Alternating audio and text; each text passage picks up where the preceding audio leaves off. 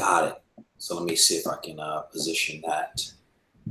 All right, cool. So we'll get the hang of this thing sooner or later. This is your first time, man. Yeah, man. All right, so we've got backseat driver in here. I guess that's Twinkle, little star. TJ Watson, DDK Comics. How you doing, brother? What do you say? Let's do this. B&E Outdoors. Miss Melody Green, my girl. I see her down there. Evo, Robo, Ray. How you guys doing? RB3 is in here. Comics with Bueller. This is crazy. How you guys doing? So, welcome to the chat. Do you want to do your quick intro? Thanatos.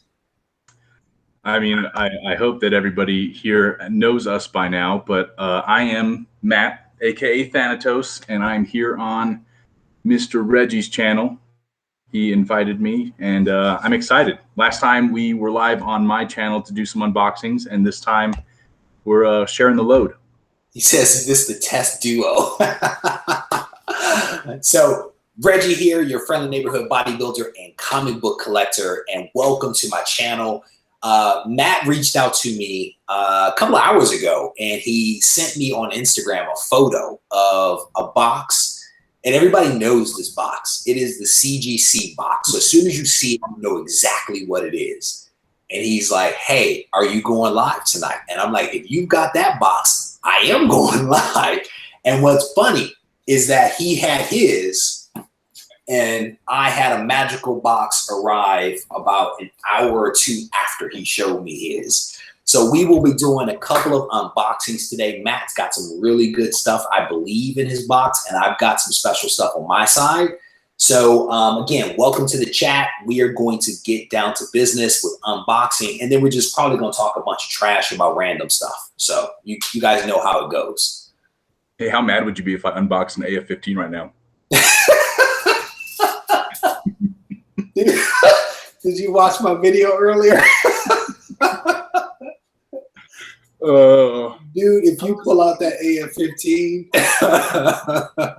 if me, someone who has read a few Spider-Man comics, just, hey guys, guess what? That's hilarious. Did I tell you my wife is a flight attendant? Dude, I will be on the next flight to Colorado, let me tell you. Like, give me my book. Oh, man. All right. So what are you drinking over there? What is that? So this, so typically I just drink the whiskey, change it up a little bit.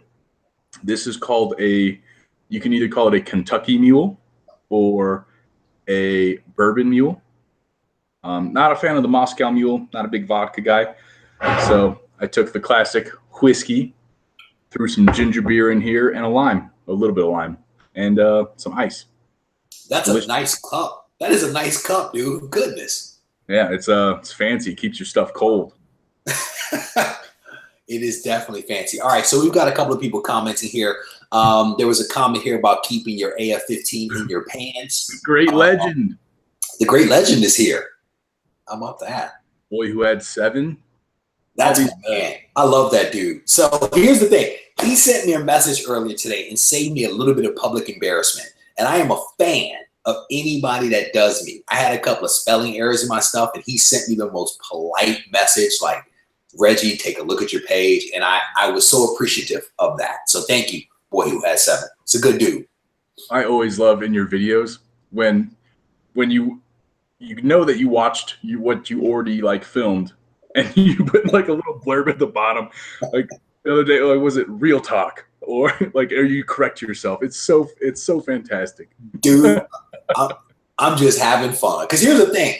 It's like, you know, I'll shoot a video. Sometimes I'll do like 1 or 2 takes and I'll watch it back. And if I make a mistake, I'm like, I'm not reshooting it. But I want to acknowledge the fact that I made a mistake so people don't, you know, see it and think, you know, whatever. So I'm just having fun. And I'm naturally sarcastic. So I just try to have a little bit of fun with it, you know?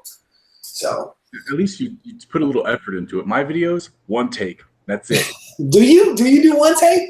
That's one take. If I screw up or say something stupid, I'm like, I'm pressing on. I've already been talking for 6 minutes. I'm not redoing this.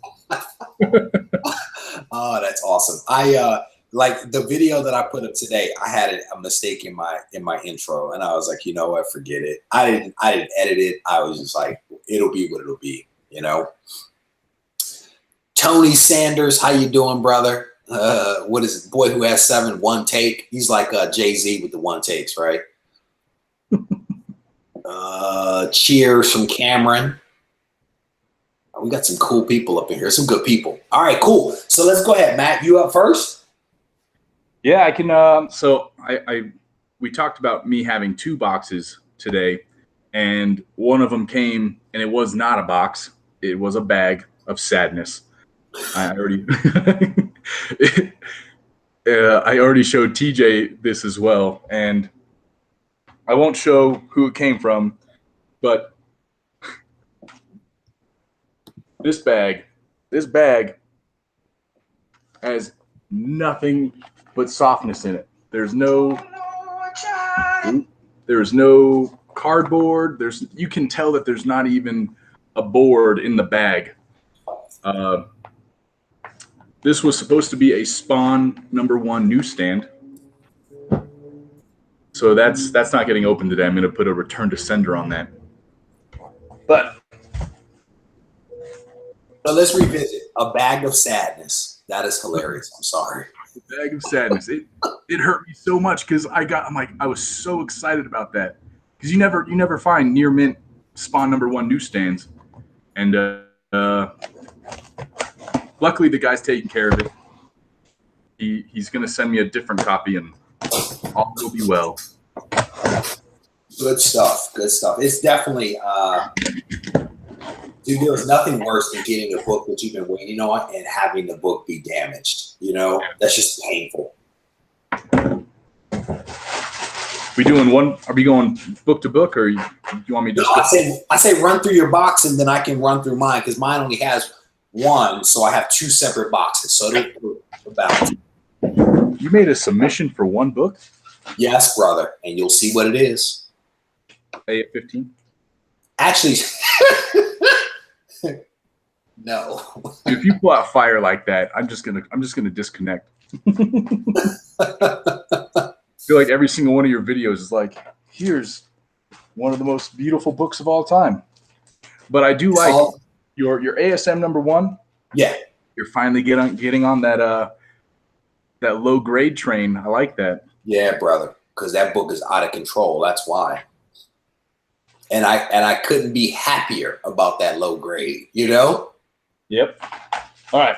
So I got all 4 books, and I took them out of their garbage little bags. You think they would, for the amount we pay, they should just hook us up with some Mylar. Brother, something better than that loose fitting bag. I mean, even CBCS has a decent bag. I mean, it crinkles like nobody's business, but it's better than the loosey-goosey CGC bag. All right, first book.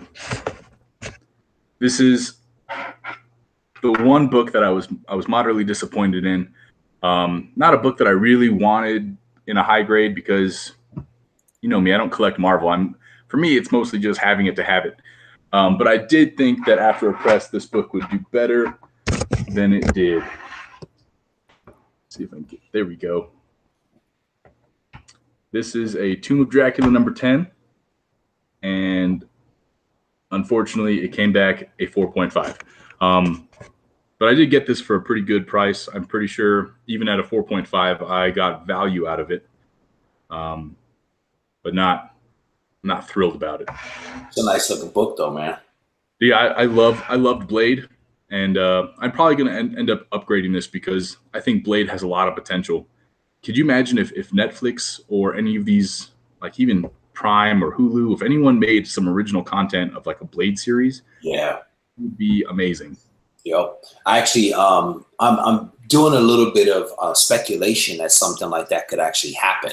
I picked up the Rise of the Midnight Suns, that story arc featuring Blade, Morbius, and a couple of other characters. You know, given that what Sony is about to do with the Spider-Man universe, So I picked up a couple of those books thinking that something may happen. But if you listen to, what's that actor's name? Wesley Snipes, there is only one blade and it's him. So I loved, so Blade 1, he's amazing, right? He's all ripped up, chiseled, looking awesome. Half of his fight scenes, doesn't have a shirt on. And then every single blade, he adds more and more clothing. yeah. It was that IRS bill.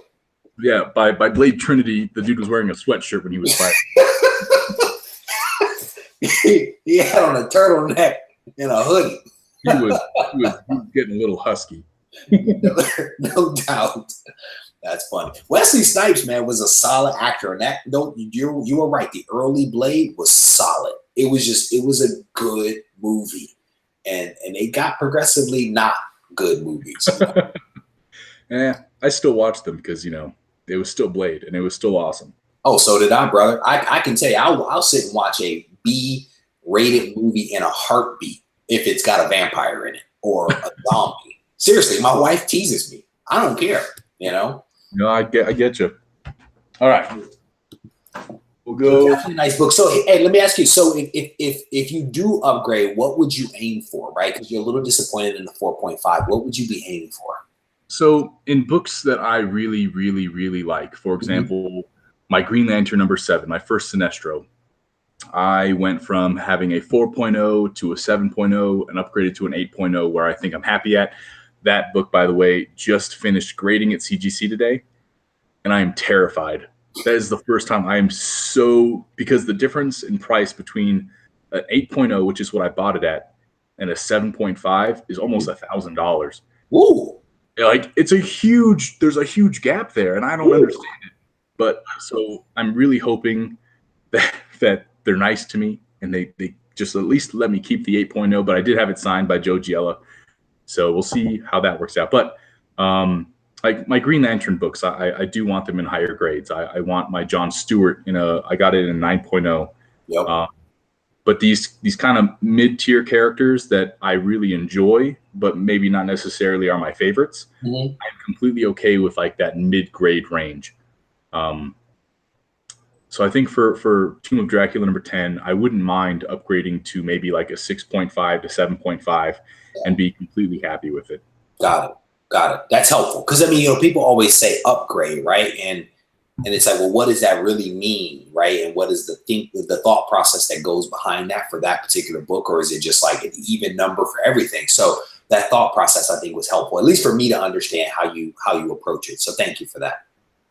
Comics with Bueller says you would have made a great Blade. He's right. He is right about that. I have a sword and everything. Can you pull off this fro though? Like, yeah, you're right. I'm follically challenged, brother. So no. But I can wear some tight leather pants though, man. Like Blade. Did you watch my video where I unboxed this Green Lantern right here? Which one? Let me see. This statue right behind me. No, I haven't watched that one yet. I haven't watched it. There's a serious lag, so you got to bear with me. But no, I haven't seen that video yet. Well, don't. Because I while I'm turning this Green Lantern statue around, I'm like, damn, Hal Jordan's got a booty. But then, so one take, I say stupid crap. I don't go back. I just accept it for what it is.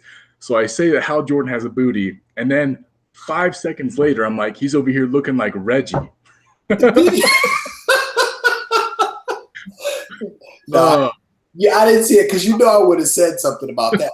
Like, I should clarify that I've never seen Reggie's posterior. I imagine it's a lot like this statue. You're a nut. You are a nut. Cameron, how you doing? You were right. Reggie/Blade, put me in the movie. I am ready. Give me that paycheck, and I will pay my taxes.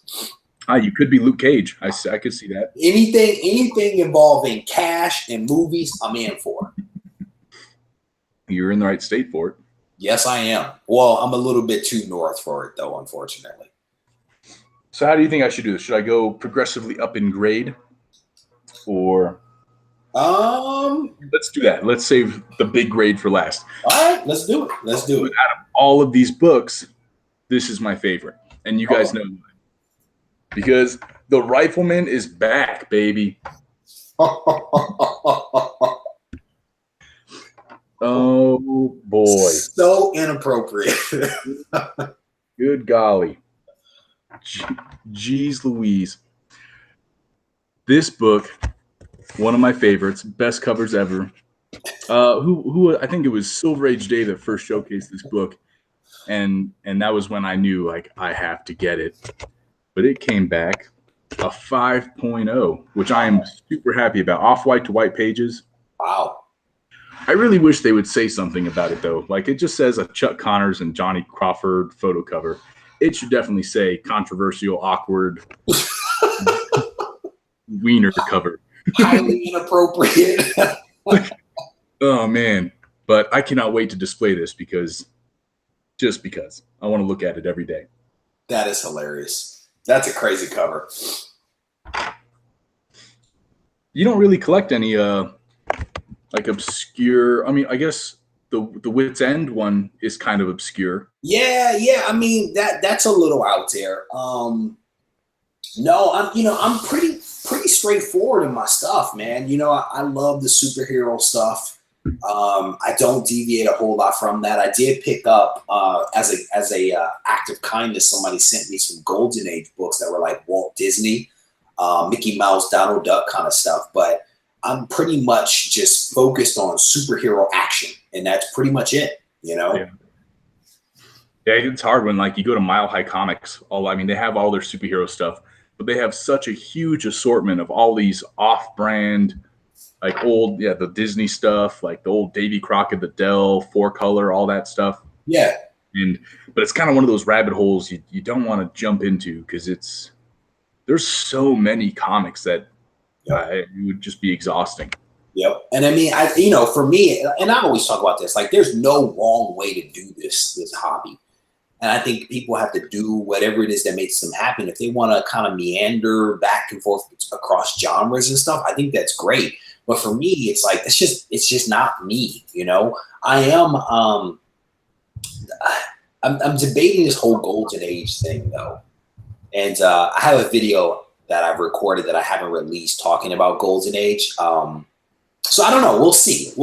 But even within that expansion to Golden Age, it's still within the superhero genre, and I think Boy Who Has Seven kind of agrees with me. I think he's very similar in that respect, What do you think you would dip your toes in if you jumped in that rabbit hole? Did someone say gay porn background?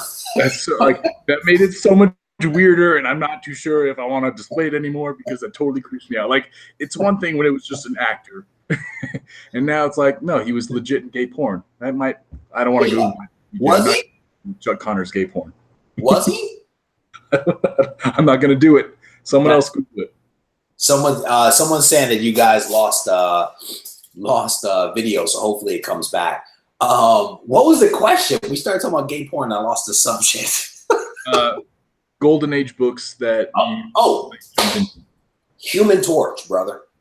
The Human Torch. Ooh. For some reason, like I think I might have, and I even say this in the video, like I'm trying to remember where and how I was exposed to the Human Torch, but I was somehow exposed to him and Toro, and also like Submariner, and I don't remember where or how, but I remember at one point, like years and years later, I was very confused by the Human Torch, who was an android, I believe, and the actual Human Torch from the Fantastic Four. Like I was trying to reconcile those things.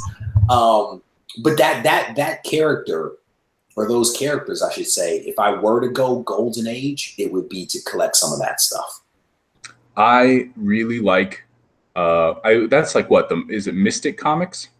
Or that was old Marvel Comics as well? I think that is old Marvel Comics. But again, I haven't done any research, so I could be completely wrong. There is, of all, like, I really like old covers that have like Hitler and like those old World War II covers where like National Comics is a cool one that I would like to collect, because National Comics #1 is technically the first appearance of Uncle Sam in comic books. Like, that's cool. So cool to me.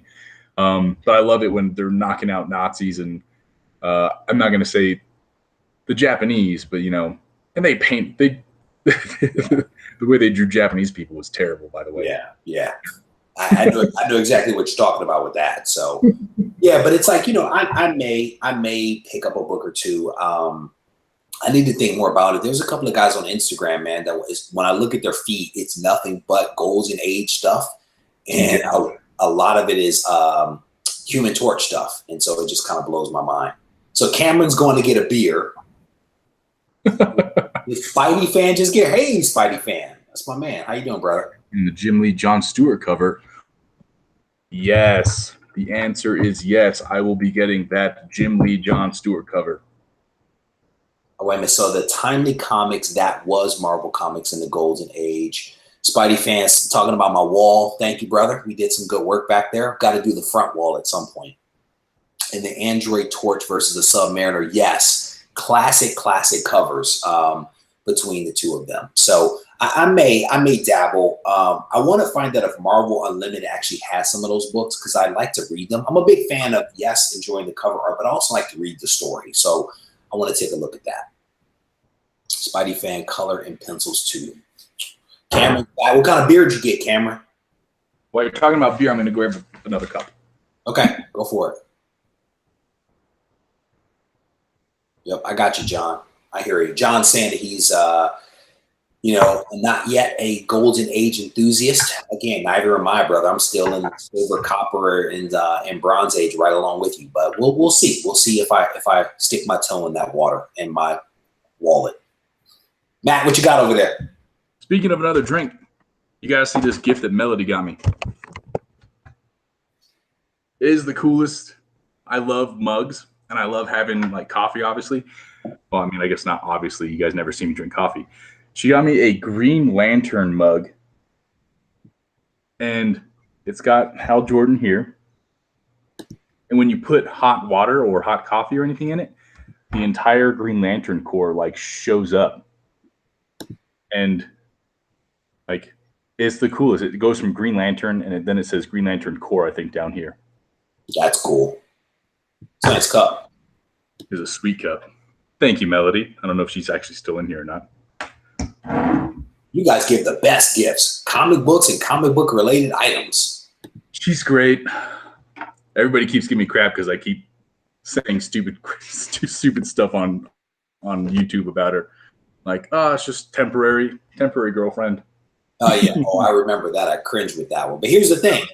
If you can make those mistakes and she stays with you, you are in good shape, my friend. Hey, I'm not feeling too bad. Because they're all just honest mistakes. Let's be honest, right? So, right. I mean, you were talking about my booty earlier, so. I was. That is a true story. I've been waiting for the comment to show up on that video because it's so awkward. Like, why did I say that? I will go back and watch it. I'll go back and watch it tonight. All right. We're showing the booty now. Reggie. That's a nice statue, man. It is the coolest thing ever. But that booty, though. It's getting super awkward. All right. I'll get back on track. I'm sorry. All right. So next book. I was kind of hoping this would come a little different. But this I got, remember that the comic books, I guess I just kind of ruined that. The comic book store that I was just talking about, Iron Lion Collectibles. If you guys don't follow them on Instagram, they have the Iron Lion Vault as well. And they do a ton of giveaways. I think right now they're giving away a 252 and Secret Wars #8. But they got in a huge collection. And he sold me this for, I think, came out to like $115 for this Incredible Hulk #180. And I had it pressed and it graded out a 6.0 with off-white to white pages. So nice. This did really well with my giant size X-Men #1 and the Hulk 181 at 6.5s. Nice. Yeah, I was super pumped about that. So I remember he showed it to me when I was at the store, and I'm like, I don't collect Wolverine. I don't care. And I came home, and I was sitting there like, I should have bought that. I should have bought that book. I did read it before I had it submitted, and nice. that last panel with Wolverine where he shows up gave me goosebumps. That was super cool. Yeah. It's that historical significance of that moment. You know what I'm saying? Because you know just how. Go ahead. I'm sorry, I cut you off. No. Go ahead. No, because it's just, you know how significant that moment is, right? It wasn't maybe significant at the time, but when you look back over the history of that character, looking back to that moment, that's a significant moment. And to have that book in that moment literally in your hands, it's a crazy feeling. It really is. I just got to mention, Melody, based off of me buying that statue, said that I was a reborn 30-year-old virgin. But yes, I totally agree. Like I remember when I flipped to that page and I saw that, and like back then, obviously they had no idea. You know, they're just like, oh, who's this new character? Just the same way that we see comics now, where it's just like, oh, it's just a new guy. Maybe there might be like a little bit of speculation, but nobody could have ever expected him to blow up the way he is now. And Agreed. Agreed. He has become such a classic character, you know? I mean, you got guys like Bubs, right? Bubs Comics, named after something that Wolverine says, you know? But he's a huge character, man. I don't even know what grade my Hulk 180 is, to be honest with you. I can't even remember what it is off the top of my head. Wasn't even good enough for your wall. That the 181 trumps the 180, you know? Some people would beg to differ. Yeah, that's true. That's true. Those people don't have this wall behind me, though. Okay. Those people are the ones who have Hulk 180s at 9.8. They're just like, please. I think it's still an expensive book in 9.8, like a really expensive book. Yeah, I want to say that mine is probably like a 7, maybe a 7. I'll have to look for it and dig it out and see what it is. But that's definitely a nice book, man. Definitely a nice book. So you bought that one raw, yeah? And got it cleaned and pressed and then sent it in, yeah? And I would go ahead and probably say that this is my first Incredible Hulk book I've ever purchased. Yeah. And first Wolverine book Wolverine book. Yeah. You popped up earlier, what was that, yesterday? Wednesday? Yeah, with that other Wolverine book. I didn't think you had a Wolverine outside of giant size X-Men, to be honest. Yeah. I actually and then you got Hulk 181 back there too. So.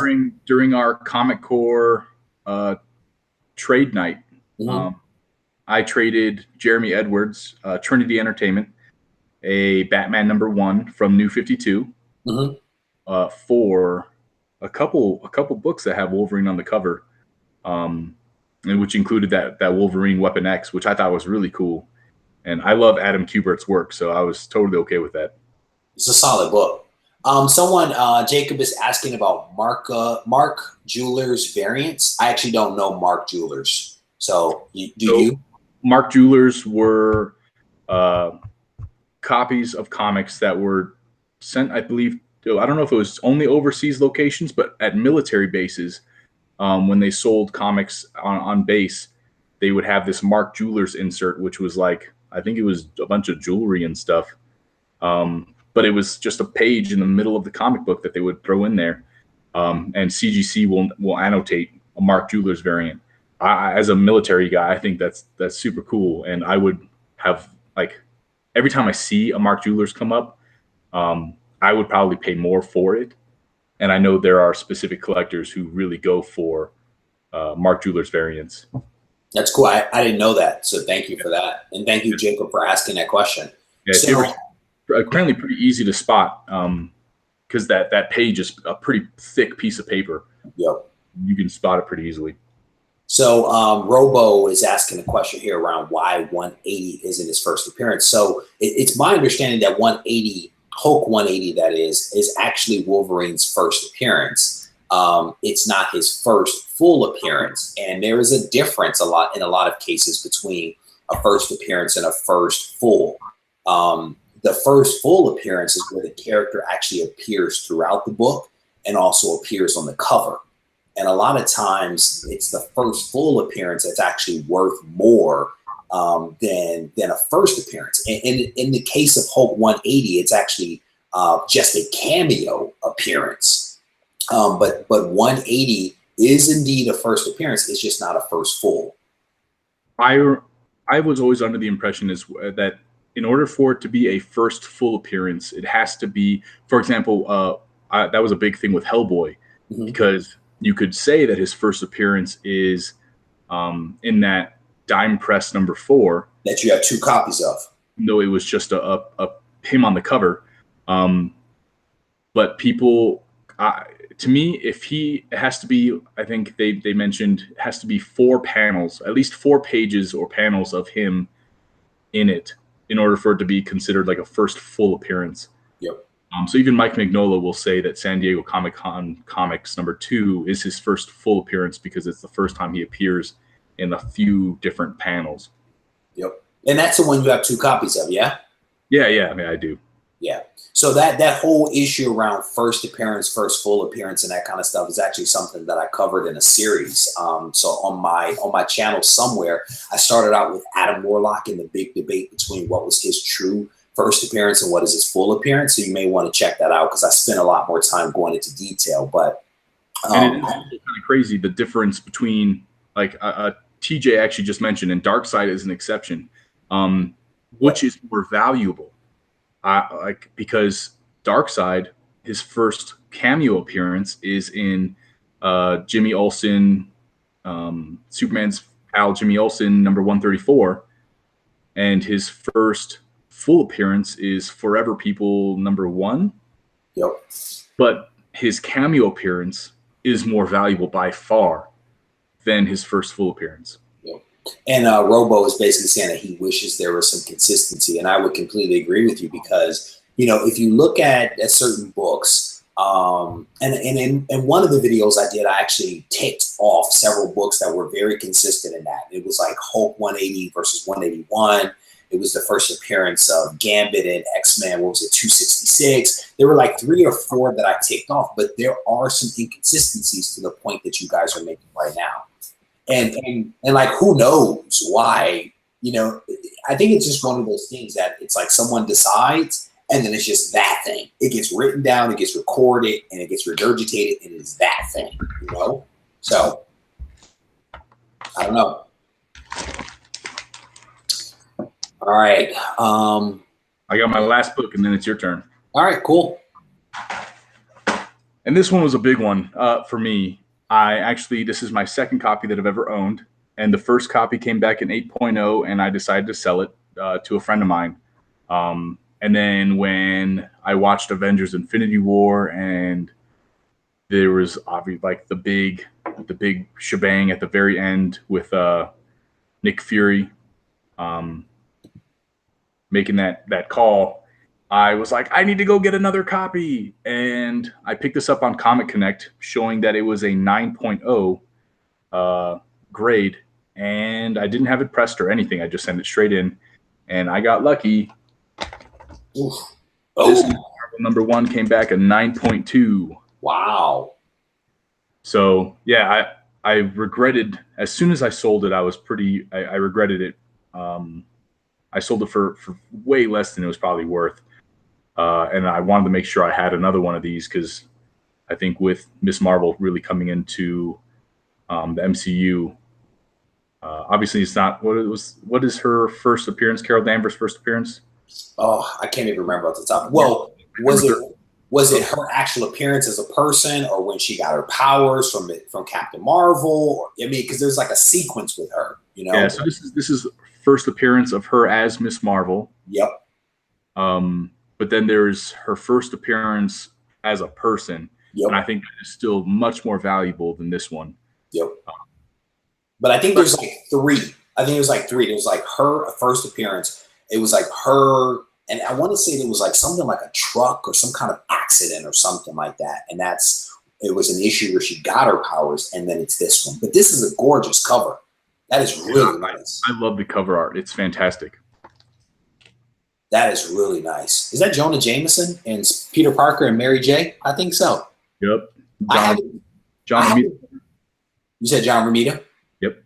I haven't done much research on Miss Marvel. I haven't committed to that one. Like I've bought none of those books, you know, because it's just one of those things that you kind of said early on, that there's just so many books, right? And there's so much that you can do that you've got to have some kind of focus, or at least have it make sense in your own mind, right? Whatever that course is that you decide to take. And this is one I just haven't touched.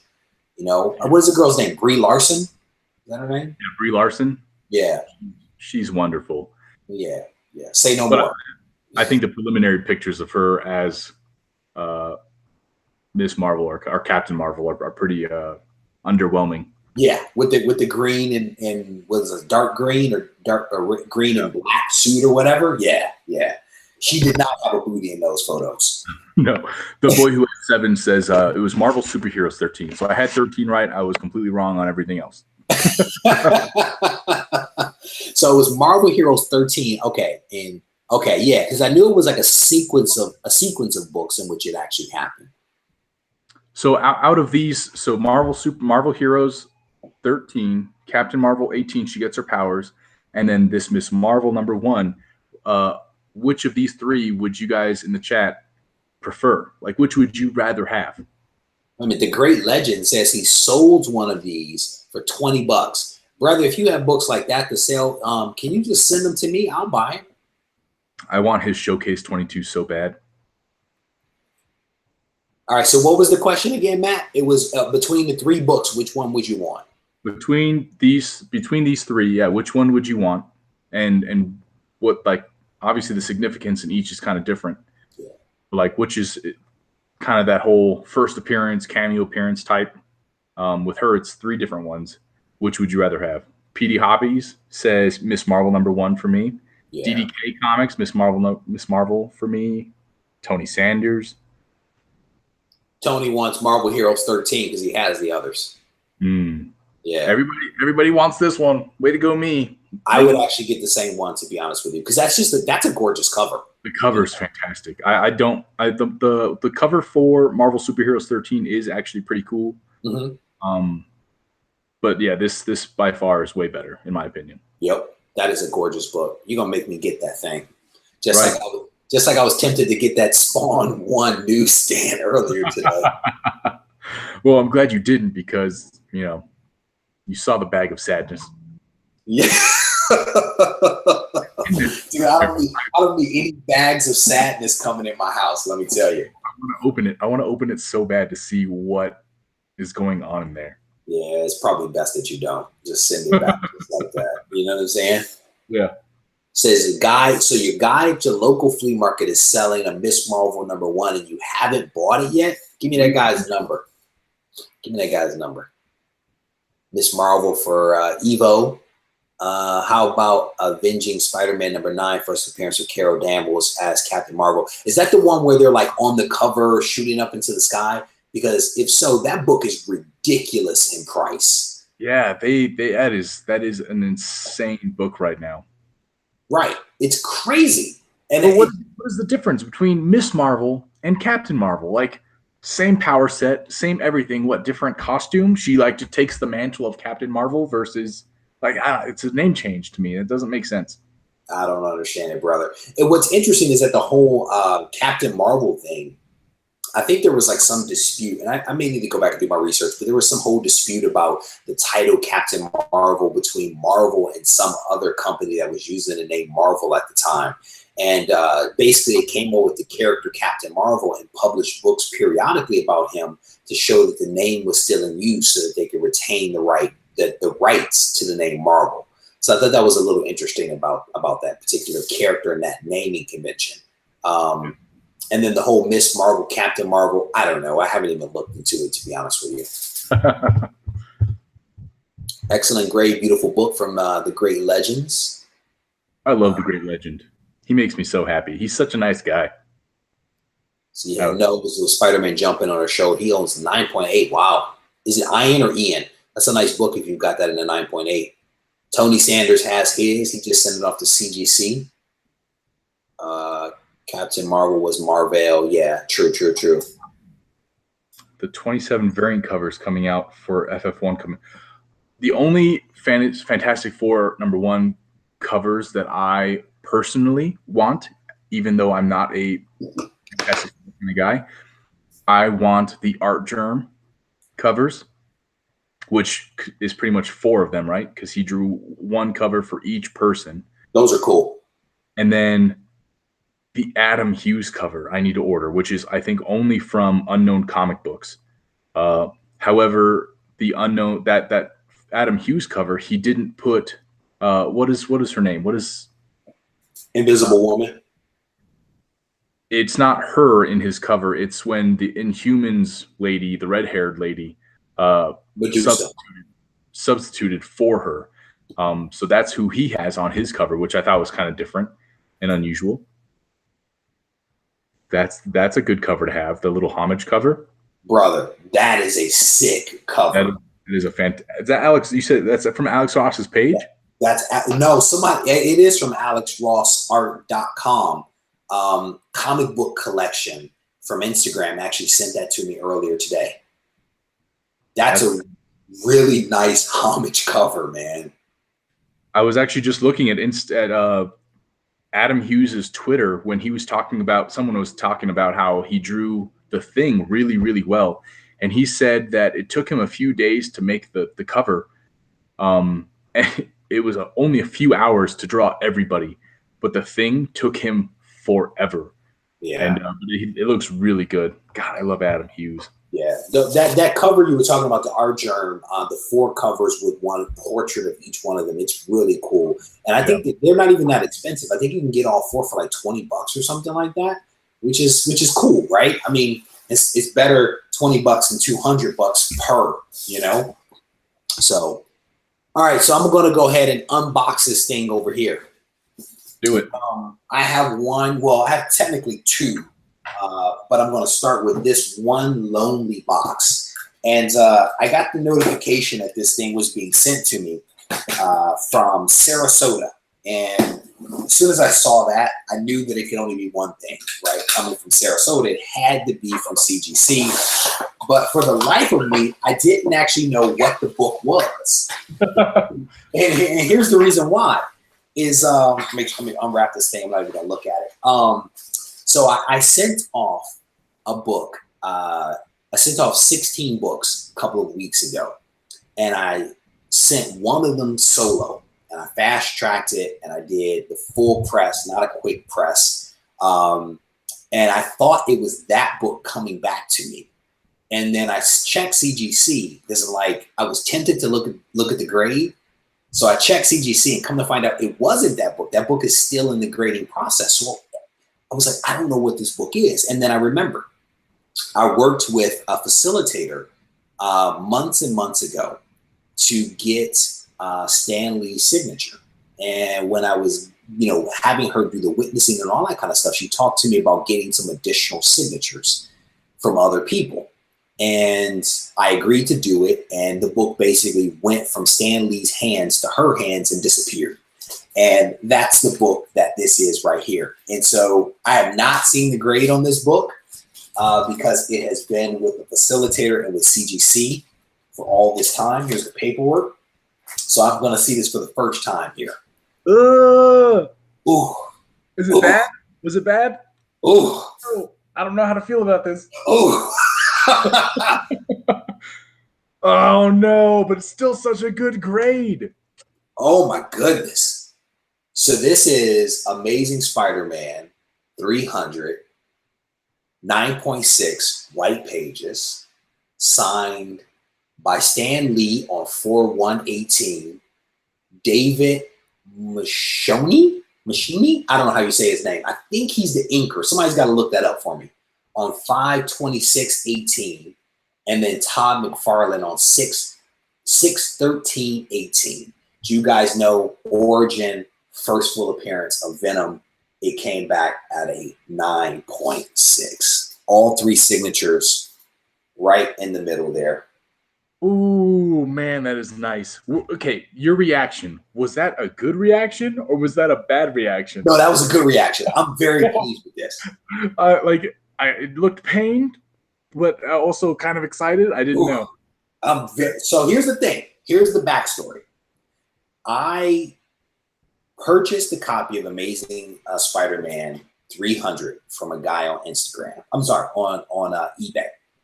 The book came in, and I sent it off to CGC to be graded. And then this opportunity came up to go to a convention to see Stan Lee. And I'm like, well, I'd love to get a book signed by him. I went out and I purchased Amazing Spider-Man 50, first appearance of Kingpin, which is right there, right? I purchased that to get Stan to sign it. And she also got John Romita's signature. So that one's like double signed by the 2 of them. And I'm thinking to myself, I wish I had Amazing Spider-Man 300 to have Stan sign that book as well. And the book was already off to CGC. Yeah. So I ended up buying another one. I met a guy. If you guys go back and watch one of my crazy pickups, I think it's like Epic Pickup or Massive Pickup or one of those pickups. It was a sketchy purchase. I remember that. You remember that one? And I bought this book. And this book was in amazing shape. And I'm like, cool, I've got this book. I'm going to take this book to get Stan's signature on. So I did that. And then the book went away. The book that I originally bought off of eBay comes back from CGC. It had been color touched. So my fear was that this book too was also color touched. And so my reaction was one of like happiness of the grade, and also the fact that it was not color touched with 3 signatures on it, you know? Beautiful. So, congrats, man. That's awesome. Thank you, brother. This is exciting, man. That's a huge grade for that book. This is crazy. The only thing that would have been better was a 9.8. or if it was a newsstand. Oh no, so this was the writer. This was the writer. The second signature was the writer. There you go. Or if it were a newsstand, that would have been awesome as well. But definitely an exciting thing. Now I have 2 copies of this in the collection. I think the other, and I'll dig it out, it might also be like a 9.4, maybe 9.6, but it has the dreaded purple label. So. Oh no. Yeah, man. Brutal. All right. So that was that. Let's get caught up here on the chat here. A lot of Newton ring talk. Do Newton rings bother you? Not really. I have only had a few books that it has bothered me, and actually my Zatanna number 15 is one of them. Yeah. So I'm gonna hold it up so you guys can see it. There are some swirls in there, specifically like around in the circle area. You can really see them. They're really noticeable. But here's the thing. When I stare at this, I don't even see those things. TJ is shouting, put it on the wall. It deserves to be on the wall. Yeah, you can see it. It's not that bad. I mean, it may look worse in person. It doesn't look that bad to me, though. Like on her crotch, though. Oh, yeah, I see it. I think with like a black cover, it's very apparent. And I don't understand why they won't address it. Like they're just trying to pretend like it doesn't exist. I mean, I have my problems with CBCS and CGC, but for them to just be like, yeah, it's good. Like that kind of does bother me a little bit. Yeah. At least acknowledge it, right? And say that you're working to fix it, you know? But it is what it is, man. I mean, I'll deal with it. I'd rather have Newton rings than CBCS's turnaround times currently. Yeah. This book, I think I had this one cleaned and pressed as well, but it was gorgeous to begin with. It really was. And what's crazy is that the other book that I sent off, and I'll probably tell this story again whenever that book comes back in. The other book was actually rescued from a Ziploc bag. This one was actually in a bagging board, but the other was in a Ziploc bag.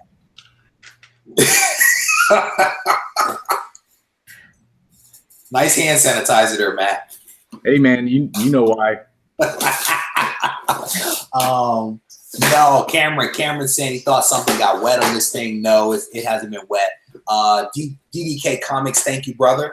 It is definitely a win. It's a solid book, man. I'm happy to have both of them in the collection, even though one of them has the purple label. It is what it is. Getting ready. So is this B&E is getting ready to send his first submission to CGC. Oh yes, Matt. Do you know the answer to this question from B&E? For non-color breaking, that is a little difficult right now. I kind of feel like CGC is being more strict. However, it really depends on so even non-color breaking ticks have their severity to it. You can tell when a non-color breaking tick is going to affect the grade and when it's not. For example, my Zatanna N16, I both thought would come back 9.6s for that specific reason, non-color breaking spine ticks.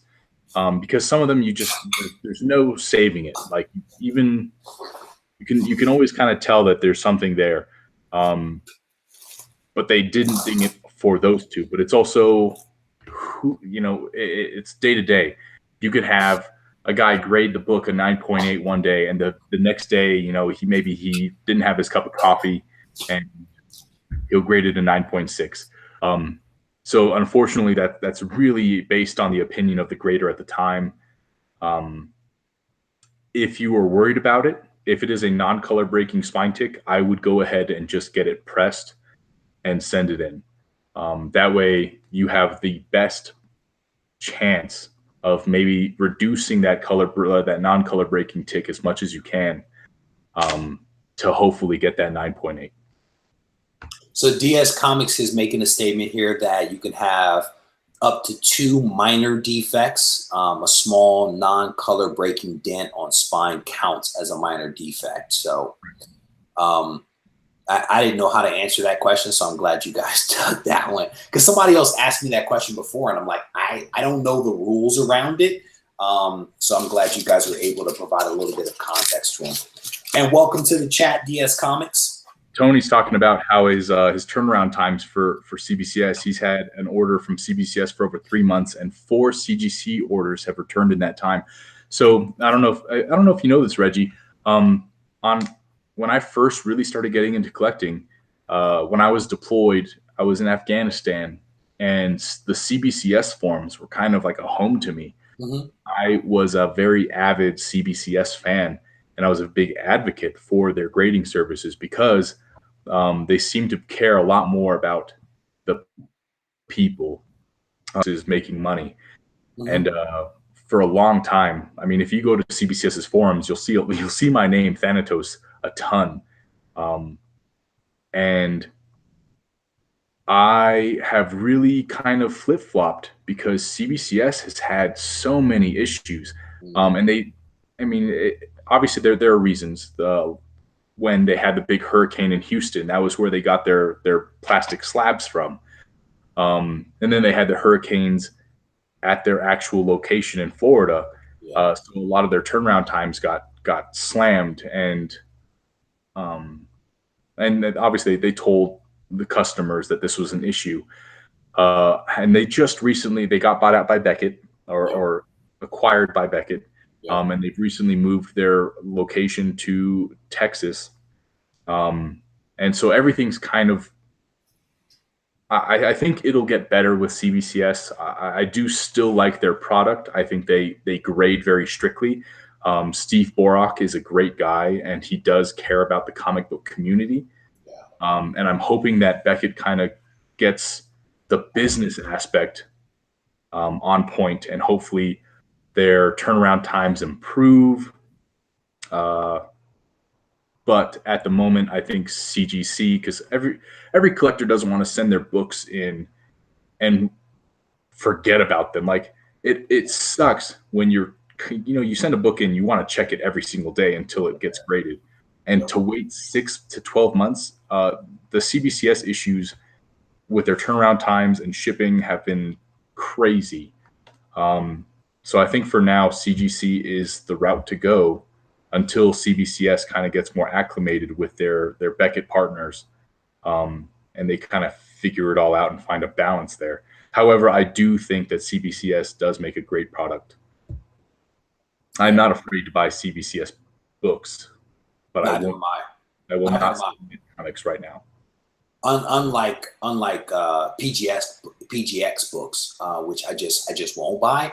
I did, however, I was super tempted to buy a PGX Amazing Spider-Man #1 because of the comic he does a great argument for PGX, and I agree with you, Reggie. I would typically not buy a PGX book, but I do love that We Love Comics is trying to keep them honest and trying to improve the image that the comic community does have for them. Yep. I mean, he's definitely an advocate, right? For not necessarily for PGX per se, but it's more like let's look at them all. They all have pros and cons, right? None of them are perfect, right? Which I agree. And there are people out there that love PGX, and it's not my thing. But I will buy CGC. I will send my books to CGC, and I will also buy CBCS books, but I will probably never buy a PGX book, and it is what it is, Yeah, I always have that kind of same thing. I'll look at a PGX book and think that's a really good price. Yep. And then I can always find another comic at a maybe a similar price. Yep. And I think Omega Comics, who I spoke with recently, he and I have been talking a lot as of late. He does use PGX. And again, there's absolutely nothing wrong with that. And I think he was saying in the chat here that their turnaround times are pretty fast. So, I think, again, it goes back to the point that I've made before, and I'll make it constantly, that there's no wrong way to do this, right? It's all about personal preference, and whatever floats your boat, that's what you should do, because that's what works for you, I feel like once PGX gets to the point maybe where I don't have the urge. So I know, like, if I'm buying a PGX book, I am for sure breaking it out of the slab, checking it over, and then resubmitting with CGC or CBCS. Yes. Yeah. I don't want to have to go through that process. Yeah. And I mean, Omega Comics is making a point that PGX is not necessarily for reselling, unlike maybe CGC, I would agree with that. Yeah. And I mean, DS Comics is also making a good point that if you were to send in a high grade PGX book to CGC, that it would probably not come back as necessarily that same high grade. So yeah, I mean, I think there's good points all around. I don't want this to become a conversation about, bashing one company versus another, because they all have their pros and cons. I mean, look at my ASM 300 with the swirlies. So let me show this next book, which actually doesn't have as many swirlies, which I'm slightly disappointed with, because this isn't that great of a book. I mean, it's a good book, don't get me wrong. But so I've been doing a lot of these. Well, let me restate. Back months and months ago, I was buying a lot of variants, right? And you guys know that. I've kind of moved away from the variants by and large. But there were some that I was doing as pre-orders, and so I was getting them at fairly decent prices, and I was doing the 9.8 guarantees. And so I picked up this one, this Domino number one Virgin. And this is it Virgin? Yeah, this is a Del Otto cover, and it's a pretty solid one. I actually have 2 of the trade dress, and then I got this Virgin. I've been waiting on this book for months and months. So somehow the shipment was lost, or the shipment was damaged, and the guy had to get new books, had to get them pressed, get them regraded, and then the book finally arrived, and they actually sent it to the wrong address. The guy never looked at my email to say that my address had changed. So this thing's been in limbo since the 27th of last month. And so it finally arrived the other day. So definitely a pretty nice Virgin by Del Otto. So, it's a beautiful book. That is a fantastic cover. Pretty cool. The story is okay. I didn't know much about Domino, so I was, trying to figure out whether I was gonna like the book or not. I've been reading it since #1. It's okay. It's not amazing, but the cover was pretty cool, so I'm still happy to have purchased it. You know. All right, so thank you, Cameron, for that. JD, you cannot go wrong with a Del Auto, right? Same with Great Legends and Tony. Thank you guys for that. Darren is making a comment here. Be on the same page. Yeah, man. If there was some standardization of things where, to the point that someone made a few moments ago, I think it was DS, that if you have 2 spine ticks, the grade is this. If it's a corner bend, it's that. I mean, some level of standardization, I think, might be nice. And maybe the way that they differentiate themselves is through the services that they offer, right? Not necessarily this is a high grader or a bad grader or mid type of grader, but it's more about everyone grades the same. And what makes them different is the services that they offer, right? The clean, the press, the signature verification, the turnaround times, right? Differentiate yourself on the services and not necessarily on the variability of grading. But that's just my opinion. Great Legend Show. Thank you for stopping by, brother. We definitely appreciate you. I didn't realize how many, like, he's a huge part of this comic book community. He's one of the OGs, man. Yeah. Same with Silver Age Dave. I feel the same way about him. But Silver Age, I mean, I feel like he hasn't been in the community as long as the Great Legend, though, has he? Oh, no, I don't know. I defer to you on that. Silver Age Dave, I'm still new, you know? He's amazing. I feel like I found Silver Age Dave when he was still fairly new to the whole YouTube community. Okay. But the Great Legend has talked about how, like, this whole YouTube community with comic books has evolved and changed, and everything's it's kind of crazy thinking about it. But yeah, I love Silver Age Dave. That dude's fantastic. Where's he at tonight? Everybody message Silver Age Dave. Where you at? DS Comics is saying he's only been on YouTube for this last year. Wow, I assumed it was longer than that. Wow. I'm pretty sure it was fairly recently. Yeah, so Silver Age Dave pops into some of my chats and he's like, "Where's Matt? Why isn't Matt in the chat? When are you guys going to do a chat again?" You know? I miss your video. Like, when you live stream stuff, I miss it every single time. Yeah, it's all good. It's all good. But no, he's more like, when are you going to do a live chat with Matt? I think he watched that one show that it was me, you, and Alex, and I think he liked that dynamic. And so he's kind of like, you know, when are you guys going to do some of that stuff again? But I think we've all been kind of ripping and running. I mean, you've been in air balloons and shit, so I don't know. I've been busy. Yeah, you have been busy, my friend. You know? Anyone know how old Dave is? No, because Dave's never on camera, man. No one knows how old that guy is. I want to know the background to his thing. What does he call? What is he? The little his little visitor that he has occasionally. What visitor? The little doll that he's got. Oh, I don't know, brother. He'll be like, "We got a special guest today," and it's like his little doll. Like, what is that from, Dave? That thing scares me, but it's fantastic. He's a funny dude. He's a funny dude, man. He really is a funny guy. He has all. I love that he has like Silver Age Dave, but I want to see him doing his like arts and crafts where he's cutting out stuff, and he always has like these great little arts and craftsy little pieces of cardboard and stuff. They're great. He's a funny dude. He's a funny guy. All right, so we've done the unboxings. I have my agenda over here that I wrote up for this chat. So we are ticking down the list over here. Matt, did you want to talk about any recent purchases, or do you want to talk about your next CGC submission? Did you have a preference? My recent purchases, I can show those real quick. Yeah. It really wasn't much. I think the only books that I brought with me over here, I got these from Midtown Comics. You know, I'm a big Zatanna fan. And I'm so excited that they finally have a new book with Zatanna in it, because obviously Justice League Dark, and then before that there was the Zatanna series, which ended.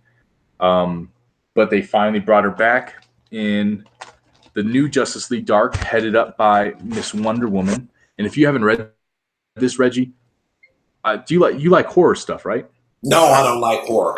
You mean like horror movies? I like horror movies. Zombies, stuff, man. I'm on that. This could be the next. I don't know. It's got a great horror feel to it. Okay. And it's Wonder Woman with Swamp Thing. What is that? Man Bat. That's a cool cover.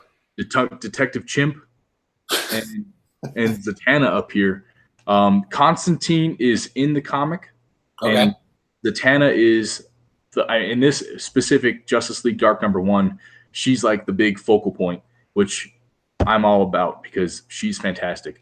So this is the Greg Capullo variant cover that I picked up, and then I'm really happy I bought this because this next cover, the 1 in 50 variant, same Greg Capullo cover, just the sketch, has been selling on eBay for a lot more than I paid for it. So it makes me feel a little like, way to go me for pre-ordering it, because I always miss pre-orders. I'm always like, dang, I missed that. Yeah. This one I definitely wanted to pick up because I'm such a Zatanna fan. So I agree. TJ said that Constantine should be on the cover, and he maybe should. He didn't appear much in the cover or in the book, and I hope he does become a part of this team. But it's going to be literally the Justice League versus like the Justice League Dark is the Justice League's answer to supernatural problems. And I love that premise. So if you that's a slick book, man. I like I like them both. I mean, they're both really, really nice. But that cover, the colored cover, is sweet. Yeah. I also actually let me go see if I can find it. I did pick up the original cover. Tony Sanders, Santana, them legs. Them legs. This was the original cover. And it's kind of cool. So like if you watch the Justice League Dark animated film, Batman's kind of like the team lead. Yeah. And when they have Wonder Woman heading up the team, which is kind of different. Jay's saying that this is the best Capullo cover in years. I don't know about that. I feel like I've seen some pretty cool Capullo covers, but I'm not mad that he's the one who did this. To me, the way that they drew Swamp Thing in this comic was a little different. He's kind of got like dreadlocks and stuff, like viney dreadlocks, which I thought was kind of different. But still really cool. If you haven't read this, if you want something to read, Reggie, for DC, Justice League Dark is definitely a different kind of comic. Yeah, who is it? DS Comics is making a comment here that he may check those out because I think he is definitely a hardcore horror fan, more pre-code horror. And I can tell you that variant cover is a whole lot better than the regular cover. That thing is gorgeous. Yeah, that's really nice. So those are nice pickups. I think you were talking about that in another chat because I watched the video. I thought it was you. Was it the comic board? It might have been because you were talking about Zatanna being the center of the team and that kind of stuff. Use the same wording, same phrasing. Yeah, because she's definitely the main character in this, at least first issue, where the big kind of inciting incident revolves around Zatanna, and like her magic is going haywire, and everything that she's doing that's supposed to be like not real magic is becoming true. And it is really cool. So everything's kind of going crazy, and that's why they're investigating the supernatural. Very cool. You know me. I'm all about that Zatanna life. No doubt. So I really only have one major pickup this, I think recently. And some people may have already seen this. I've done 2 videos on it. I don't care. I'll probably do like a dozen by the time it's all said and done. Because you can never have too much of this in your life, right? So this is my my recent pickup. It is it's so beautiful. An Amazing Spider-Man #1. I am absolutely in love with this book. I slept with her last night, and we have fun. I love that book, so super pumped about that one. And if you want to know the backstory behind it, there's I think I have like 2 videos right now. I was talking about the backstory, but definitely a fun story to check out. So you guys may want to look up that video, but some cool stuff. All right, what's next? We're going to talk about your upcoming CGC submission. Do you want to talk about that? Can do. Super fast, super quick. Coming up next for my CGC, what I have so far is wouldn't be right to not have Green Lantern in this. So this is actually a book I picked up a long time ago from Comic Connect. It is a Green Lantern number 59, the first appearance of Guy Gardner. This book is actually beautiful. It's so nice. This could probably be maybe like an 8.0 or higher. However, there is a check mark, a random check mark. Oh, wow. And then it has extra staples, which for what? Why? That's crazy. I've opened it and the staples are firmly attached. So I don't know why anyone put an extra 2 staples in it. That's crazy. Yeah, but that's my next one. That's a nice book, though. Part of it. And then I want to send in my Sandman number 1. This was on my 2018 want list. Got it. I don't know. I'm a big Neil Gaiman fan as far as novels go. And I do think that his Sandman series was also amazing. He's a great writer. If you ever get bored and want to read it's a super long comic book series. I have actually not finished it. But the Sandman series by Neil Gaiman is fantastic. People speak very highly of that book. It is. That series, very highly. Very, very cool. And then we've talked about this book. I want to send this in. This is Avengers number 85, the first appearance of the Squadron Supreme. Nice. For me, I don't care about the Squadron Supreme. I care about Hyperion. I think he is, even though he is literally Superman in Marvel, I think he's so cool. When Jonathan Hickman wrote the new Avengers recently, like I think 2012, 2011? Something like that, yep. When him and Thor were together and they were just like a 2-man team, like the heavy hitters for the Avengers. I thought that was the coolest thing when they're just drinking beer on a mountainside. Like, yeah, we wreck house. I thought that was super cool. And I think that, if they're going to expand the MCU, Hyperion probably might not show up because of the whole, he's literally Superman. Yeah. But I would really like him to. I think they could probably do Superman better than DC can. So yeah, we'll see. We'll see what happens. And then I have the 2 books that I got for Melody and her little brother. Oh, both cool books. The Doctor Strange 169 for Melody's little brother, who is the cosplay champion from Denver Comic-Con. Huge Doctor Strange fan. We always go back and forth. He will literally message me to tell me that Green Lantern sucks and that Doctor Strange is better. And then we spend the next 30 minutes sending each other emojis about like, you're dead to me, you're dead to me type. So, but then I tell him that I have his book, and if he wants it graded and back ever, then he'll admit it, but he won't.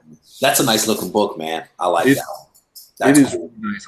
I think this will come back mid-grade, I hope. Yep. Who did this? Does anyone know who did this cover art? From 19, this is, I think, was it Ditko? The 12 center. Was it Ditko? It's beautiful. Hopefully someone in the chat can pop it up. But it is such, like, for a Doctor Strange technically number 1, this is fantastic. I think this is a great cover. Yep.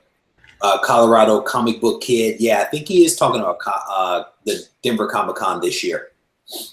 Colorado Comic Kid. If you saw the kid who dressed as a League of Legends character, I don't remember who it was, but he technically cross-played. He actually played he dressed as a female character, which was kind of different. And he won, which was kind of cool. But then this is Melody's comic, and this is X-Men number 101, the first appearance of Phoenix, which I picked up off of Facebook. And so, so I'm going to have all these sent in. Still jealous. Dan jealous of that book. I don't even know who Dan Adkins is. Yeah, that's what I was just asking. That's a gorgeous X-Men book. It is actually on my want list for this year. I may or may not make it. Price just started getting out of control with the Dark Phoenix movie they were talking about that probably will never see the light of day. But that is a really, really nice book, man. I So like that. I asked when I was at Denver Comic Con, I asked Melody like who her favorite character was, and she listed a few, but Jean Grey was her number one, and I think it's because, I mean, I don't know if that's her telling me that she's crazy because the Phoenix is kind of nuts. Silver Age Dave is on. Check it out. There he is. What's up, Silver? But or it could be because she has red hair. I don't know.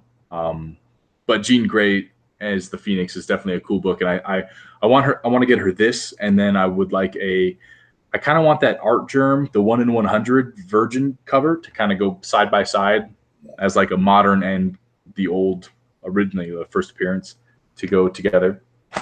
That's a really cool book. I like that one. Get her into being a comic book collector. You don't want that. You don't want her to know all your dirty secrets, man. So I didn't get a chance to pull out my books, but I plan to submit some additional books to CGC hopefully soon. The vast majority of them are going to be modern books. I have several copies of like the Thanos run, 13, 14, 15. I have a bunch of the Red Goblin Amazing Spider-Man books, like multiple copies of those books. And I actually learned my lesson, right? And my lesson that I've learned is that you pull the book out of the plastic, you look at the book front and back, and you may even flip through the book a little bit. Make sure that the book that you are sending in is a solid book. So I have, if I had like a stack of copies, I was literally going through them, picking out the most perfect books that I could find out of the ones that I own. And those are the ones that are actually going to go in. Everything else is going to stay in raw format. But yeah, so my goal is to send off a stack of modern books off the CGC to get graded, hopefully sometime soon. So we'll see what happens. The Amazing Spider-Man, because people have been asking me about this one, this is probably going to stay with me for a little while. I'm not quite sure if I'm ready to send it off yet. And then RB3 put some bad thoughts into my mind about never sending it off, and maybe I'll talk about that at a different time. So you said that ASM might have restoration, right? Yeah. So I actually cracked it open last night and looked through it, and I need to do it again. But what I found is that there's actually a small piece of tape right behind the Comic Code Authority stamp in this corner that can probably just be cut off. I would just potentially cut it off. And that seemed to be the only spot of restoration was behind that stamp. Does that even count as restoration? Yeah, because there's tape. But I mean, I have comics that are universal that show that there's tape on the inside cover and stuff. Really? I would definitely look into that because tape is not always. Yeah,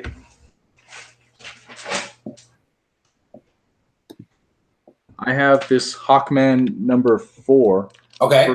The first appearance of Zatanna, and it actually says, I don't know if you can see. Hold on, let me move this camera a little bit. It says tape on inside on interior of cover. Yep. And it came back universal. Wow. Okay. And I've actually had other books. The book, The Brave and the Bold, number 28, that I sold to Alex the Comic Hoarder, was a 3.0 and also had tape on the inside cover, I believe. Okay. So I would not necessarily be concerned about that. I think based on the grade, I think as it gets higher up in grade, they might. I don't know if they call it restoration or just ding it. Yeah. All right. Yeah, because the plan was to send it into CCS, have them look at it, do a clean, do a press, possibly a restoration removal if they consider it restoration, and then to possibly get it graded. Now, with that said, I am hot on the heels, potentially, of another ASM1 that may replace this one. We'll see, because I don't think it can join it. And I already have a couple of people that have expressed interest in this book. I've never done anything like that with a book of this sort. I think you have a lot more experience, Matt, than I do in this area. But if you have an opportunity to hold some Amazing Spider-Man number ones, you at least want to explore that opportunity before you just say no. So we'll see. You got to do it.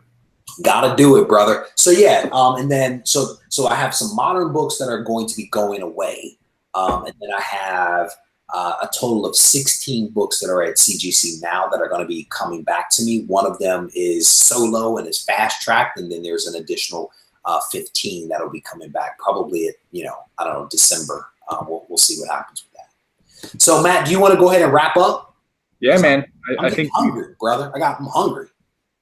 Yeah, this is perfectly fine. I mean, I've got nothing else. If you wanted me to crack that RAM, but I can do that on my own time. That's really not. I'm just cracking a slab. Yeah, I've got nothing, man. I've had a great time tonight. As did I, my friend. So Matt, if people want to get a hold of you, I think most people know who you are, but let's just say that they don't know everywhere to find you. How do they do that? I'm not as YouTube savvy as Reggie is, so my YouTube is a little hit and miss, but you can find me on YouTube at Thanatos Comics, or on Instagram at Thanatos_comics. And I try to post at least one comic book per day or a picture of me, sometimes a picture of me and my girlfriend, because girlfriends get likes, right? So but again, I love you guys. I've regardless of my YouTube commitment, I enjoy this, man. This has been so much fun. Every time I get to, I think making live videos is far more enjoyable to me than sitting in front of a camera and unboxing stuff. Like I know you, Reggie, like to do very themed videos, and I think that works a lot better than just unboxing stuff. So, but if you ever want to watch unboxings, come to my YouTube channel. Yeah, for me, like as a journalism major and as a history major, I like to create like these stories, if you will, that I kind of tell over the course of a couple of different videos, right? And it's just my way. It's my way of having fun, right? And it's a different type of fun than like a live chat, This is definitely more fun and more because of the interaction. I enjoy that, not just with you, but also with the folks that are in the chat. But I still like doing the more detailed videos where I could spend a little bit more time kind of explaining, why something is that way and what, why I like it and why it's different. And I think people kind of like that, but they also, I think, like these live chats. And in fact, this is the largest live chat that I've ever had. We'll check the statistics, but at one point I looked down and there were 35 people in this chat. So that's a big moment for me. Matt, I think like at least like 90% of them were here for you in that Green Lantern booty statue, and the rifleman. But still, it was 35 people here, brother. So, if you guys already know my YouTube if you're on the channel, but if you want to follow me on Instagram, you can check me out at RegieCollects. I just came out with a new logo and a new intro video that you guys are going to be seeing if you haven't already seen. Some cool stuff. I'm just trying to do things differently. And like Matt, I'm just trying to have some fun. So thank you guys for joining. Matt, brother, thank you for joining. Thank you for giving me the idea. And thank you for walking me through how to actually set this thing up.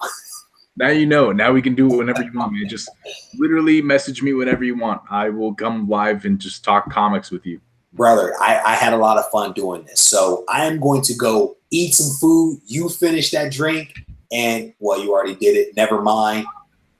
Enjoy yourself, brother. I'll talk to you soon. Thank you all for being out here. Thanks, Reggie. See ya.